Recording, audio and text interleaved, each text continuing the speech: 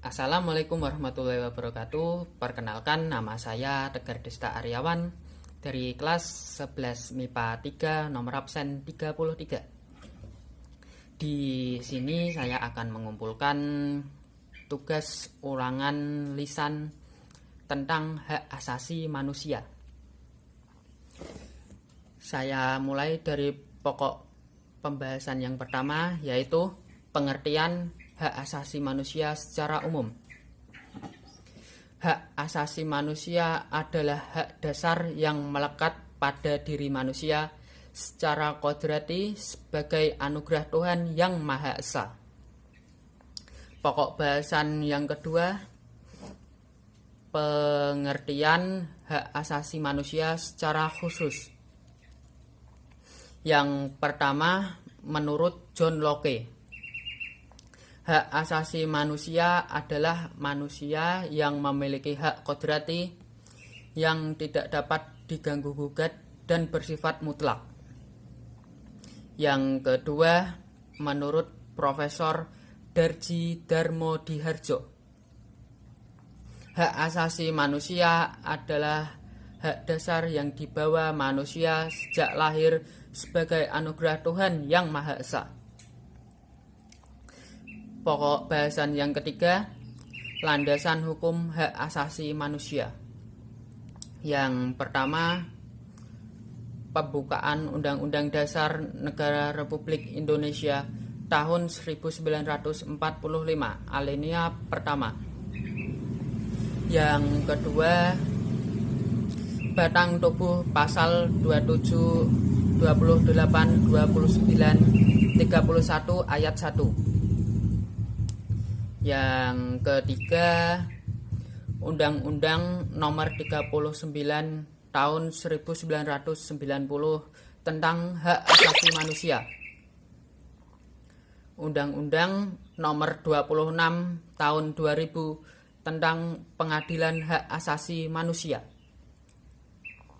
Pokok bahasan yang keempat, macam-macam hak asasi manusia.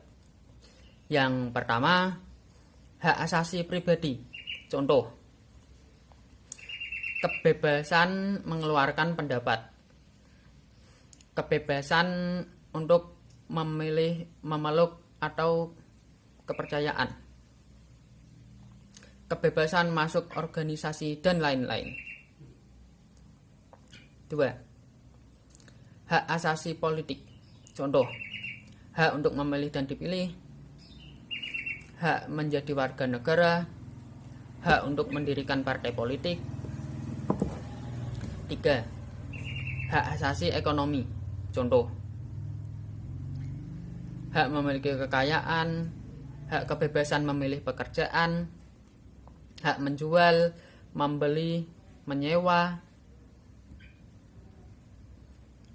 Pokok bahasan yang kelima, pelanggaran hak asasi manusia. Artinya setiap perbuatan seseorang atau kelompok orang, termasuk aparat negara, baik disengaja maupun tidak disengaja, yang secara hukum mengurangi, membatasi, mencabut hak asasi manusia seseorang atau kelompok orang.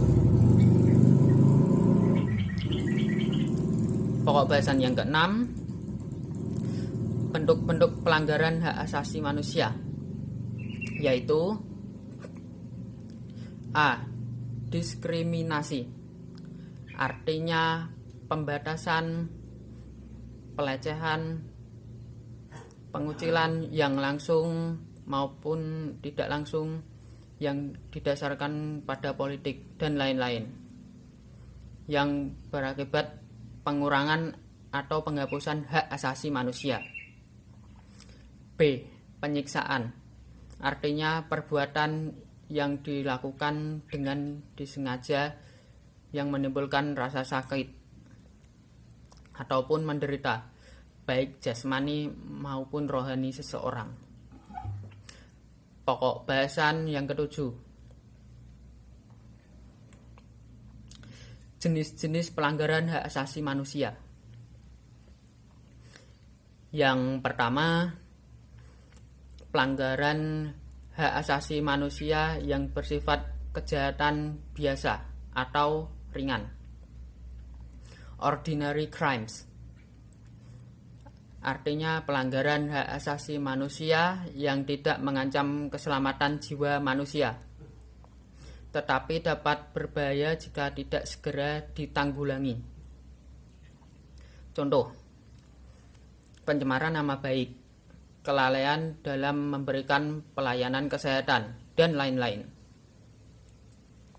Yang kedua, pelanggaran hak asasi manusia yang bersifat kejahatan luar biasa atau berat. Extraordinary crime artinya pelanggaran hak asasi manusia yang membahayakan dan mengancam nyawa manusia. Contoh, A. Kejahatan genosida, yaitu setiap perbuatan yang dilakukan dengan maksud untuk menghancurkan atau memusnahkan seluruh atau sebagian kelompok bangsa, ras, etnik, dan agama. B. Kejahatan kemanusiaan, yaitu suatu perbuatan yang dilakukan sebagai suatu bagian dari serangan yang meluas dan sistematik yang ditujukan secara langsung terhadap penduduk sipil berupa penganiayaan, penyiksaan, perampasan, pemerkosaan, perbudakan, pengusiran, dan lain-lain. Pokok bahasan yang ke-8, penyebab pelanggaran hak asasi manusia. Yang pertama, faktor internal, artinya dorongan untuk melakukan pelanggaran hak asasi manusia yang berasal dari diri pelaku pelanggar hak asasi manusia. Di antaranya, sikap individualisme, rendahnya sikap toleransi, kurangnya kesadaran tentang hak asasi manusia, belum seimbangnya pelaksanaan hak asasi dengan pelaksanaan kewajiban hak asasi. Yang kedua, faktor eksternal, artinya faktor dari luar diri manusia yang mendorong seseorang atau kelompok melanggar hak asasi manusia. Di antaranya penyalahgunaan kekuasaan, penyalahgunaan teknologi, ketidaktegasan aparat penegak hukum. Pokok bahasan yang ke-9, hak asasi manusia dalam nilai-nilai manusia. Dalam nilai-nilai hak asasi manusia. Sila yang pertama, ketuhanan yang Maha Esa, dapat dilakukan dengan cara saling menghormati antar pemeluk agama. Menghormati kebebasan beribadah sesuai kepercayaan dan tidak memaksakan agama dan kepercayaan kepada orang lain. Sila yang kedua, kemanusiaan yang adil dan beradab, dapat dilakukan dengan cara mengakui persamaan hak dan kewajiban di antara sesama manusia, menjunjung tinggi nilai-nilai kemanusiaan, dan berani membela kebenaran dan keadilan. C. Sila ketiga, Persatuan Indonesia, dapat dilakukan dengan cara mengedepankan kepentingan bangsa dan negara di atas kepentingan pribadi atau golongan. Bangga sebagai bangsa Indonesia dan bertanah air Indonesia, dan memajukan pergaulan demi persatuan dan kesatuan bangsa.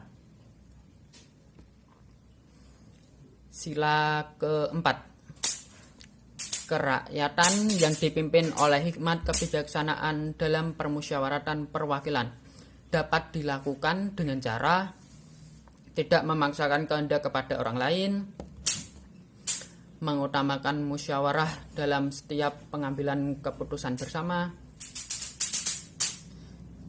dan memberikan kesempatan kepada orang lain untuk menyampaikan pendapat dan lain-lain. Sila kelima, keadilan sosial bagi seluruh rakyat Indonesia dapat dilakukan dengan cara suka memberi pertolongan kepada orang lain, menjauhi sikap pemerasan kepada orang lain, dan rela bekerja keras dan lain-lain. Sekian dari saya. Jika ada salah kata mohon dimaafkan. Wassalamualaikum warahmatullahi wabarakatuh.